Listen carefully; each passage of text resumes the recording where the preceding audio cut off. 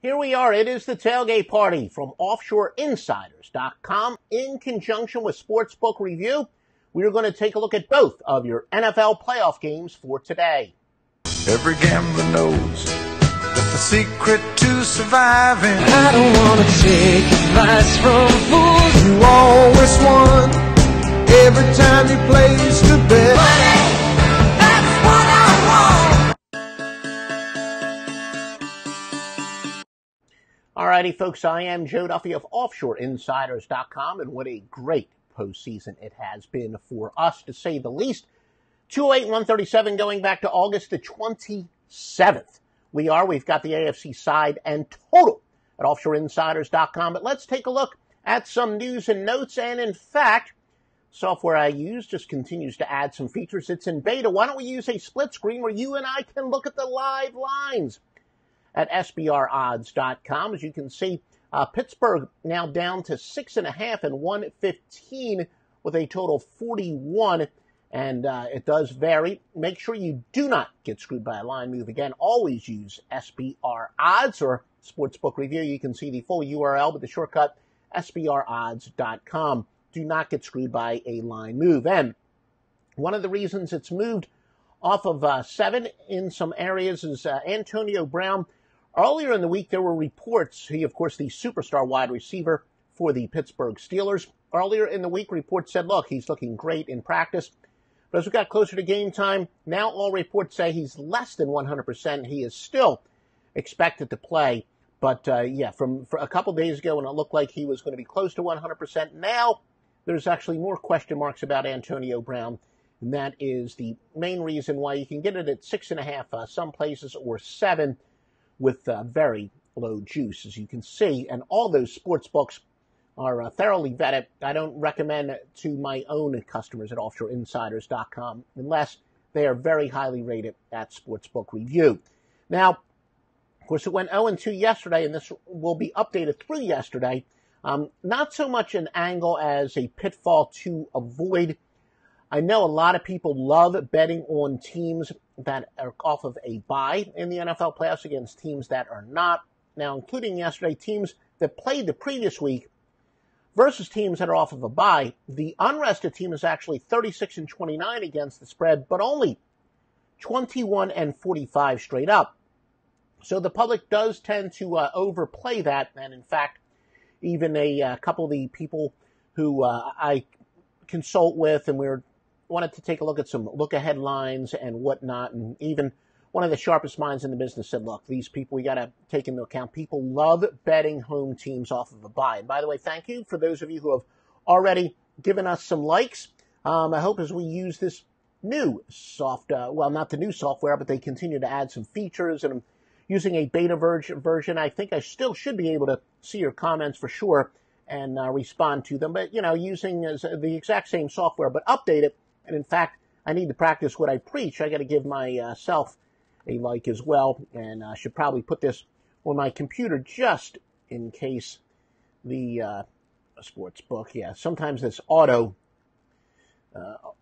spell can throw me off a little bit. But yeah, let me do that, and then I will see the comments on my laptop if I don't see the comments on this software.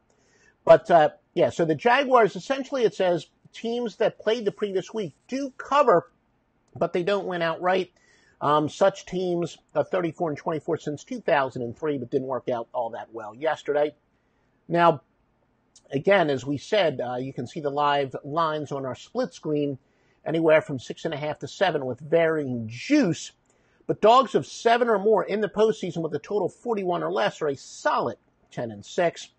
There is kind of a train of thought that says you go with big dogs in games that are expected to be low scoring because those points are even more valuable. And we found that, that can be true. We have some college football systems where that applies.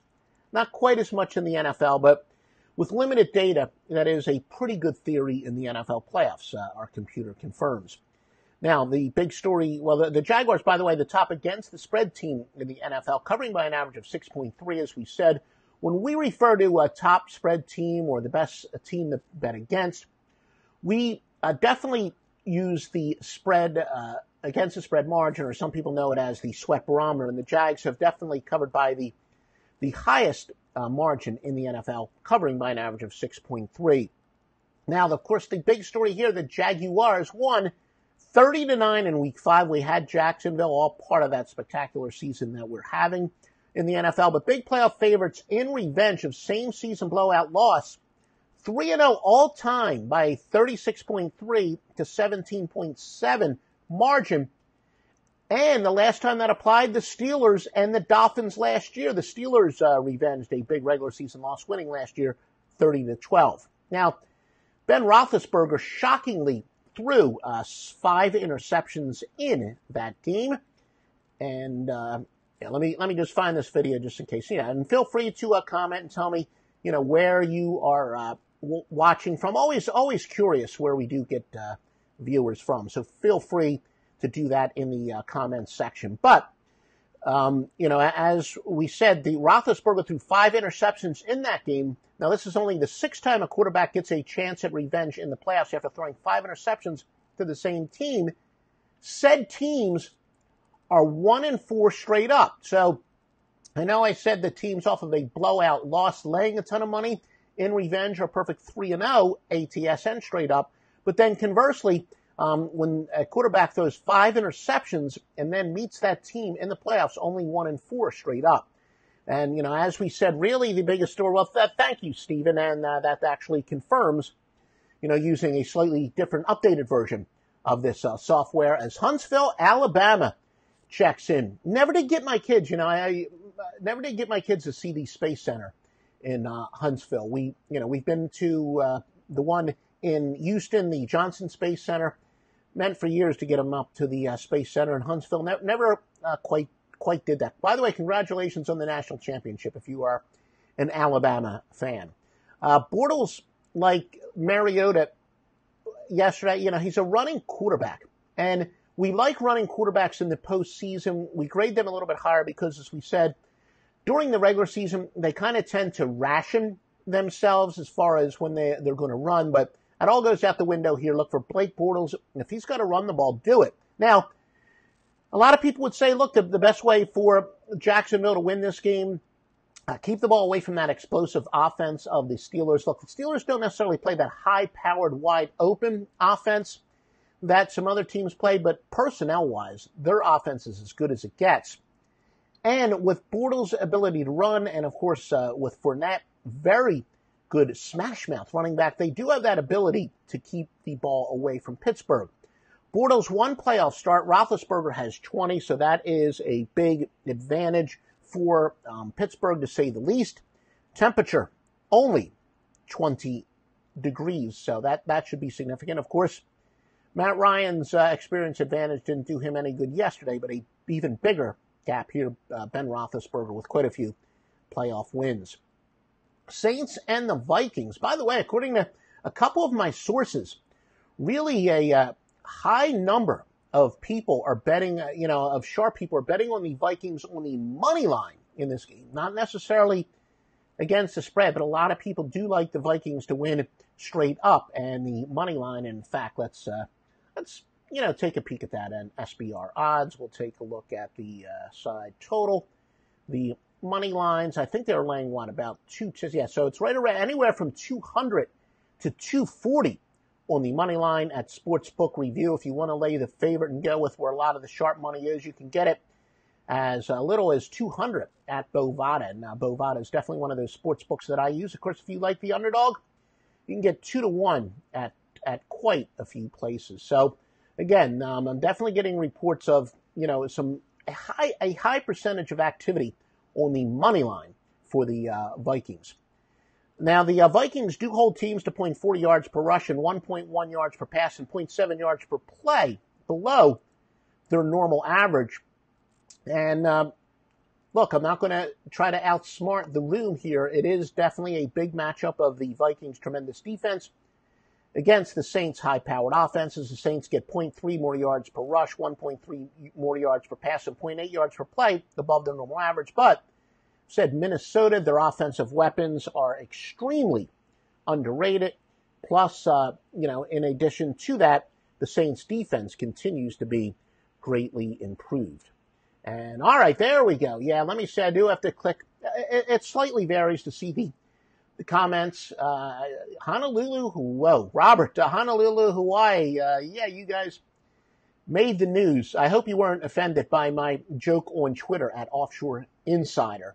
I had joked yesterday. I got a decent number of retweets and likes at Offshore Insider where I had joked that Bill Belichick had set off that alarm, that emergency alarm in Hawaii with the intent of rattling Marcus Mariota, who, of course, is a Hawaii native. But boy, oh boy, Robert, I guess you got some stories to tell.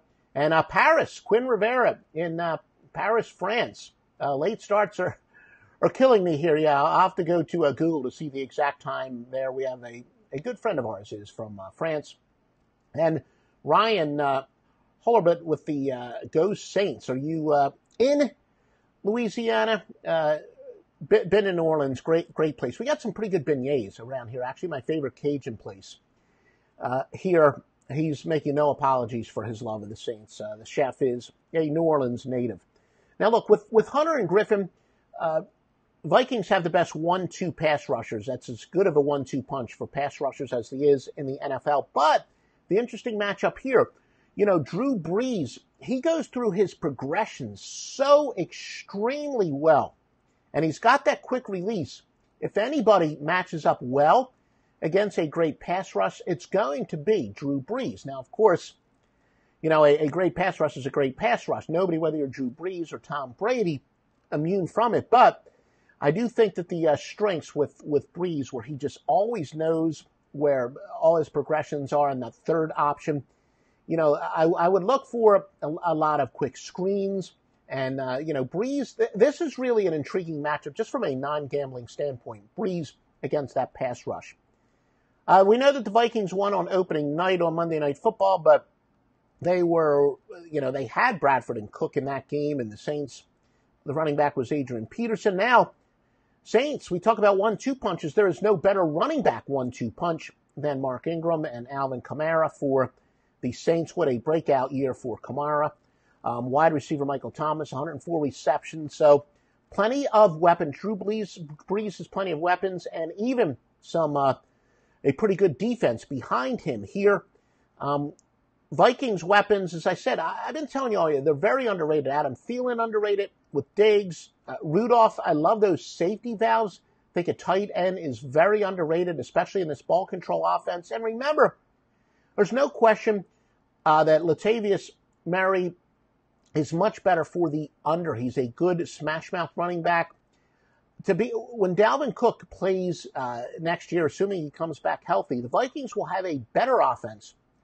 But I also think they're going to have less of a ball control offense. So, let's not look too far ahead, but I might lean towards the Vikings being a pretty good over team early next year with Cook, not only giving them some more explosiveness, but putting the defense on the field a little bit more because, as I always say, guys like Murray, great for the unders because he just gets those yards, in small chunks at a time, but keeps those chains moving. And the Saints are vulnerable to the run. They allow 4.4 yards per rush to teams normally getting 4.1.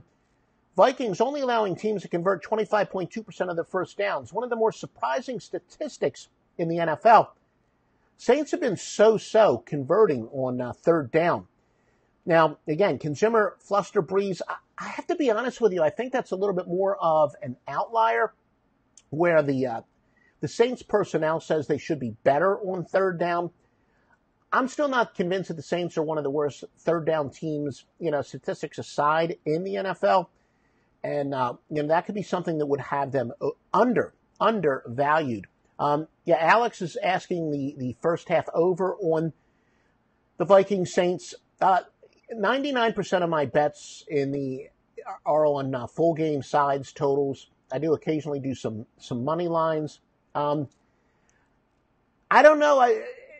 I'm not so sure about that. I do think from the Saints standpoint, look, there's no question that they are going to be aggressive, and I think that we know that the Vikings certainly want to control the clock, and that is taken into consideration with a relatively low total considering the Saints are playing. I definitely think that the Saints are not going to get conservative. I can certainly see that. I definitely think the Saints would try to open it up early.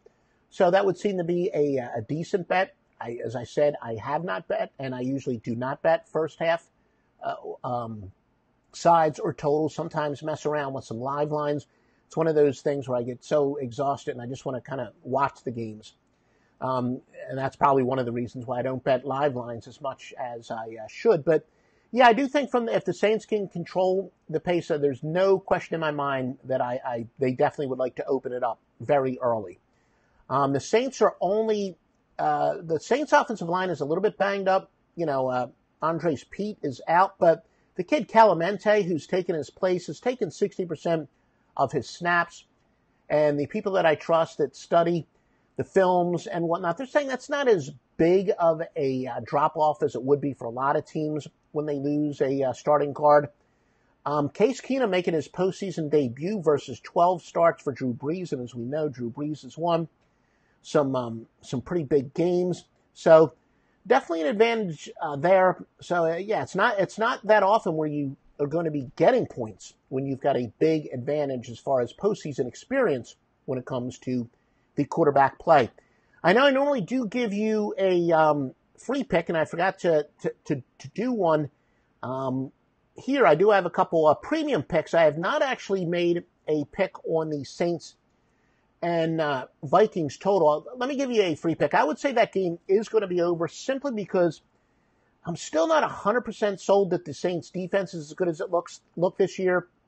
I do think Brees matches up very well as far as being able to beat that pass rush of the Vikings for reasons I explained earlier.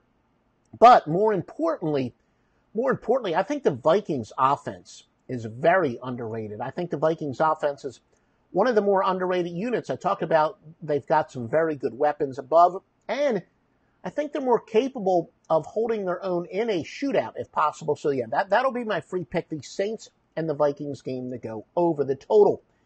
Thank you for everyone that joined us, and whether you're joining us live or whether you're watching us on demand, obviously a little shorter than usual with only the 2 games. Even last week, because we previewed the national championship game, we had 3 games to preview.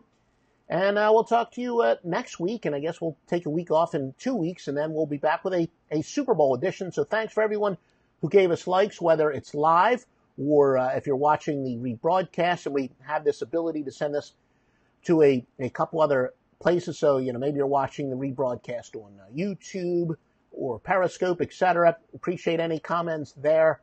I try to answer any comments or questions that you guys have, and make sure you follow me at Offshore Insider. Remember, because of the character limitations, it's at Offshore Insider on Twitter, but my website, of course, is offshoreinsiders.com, and we will talk to you next week.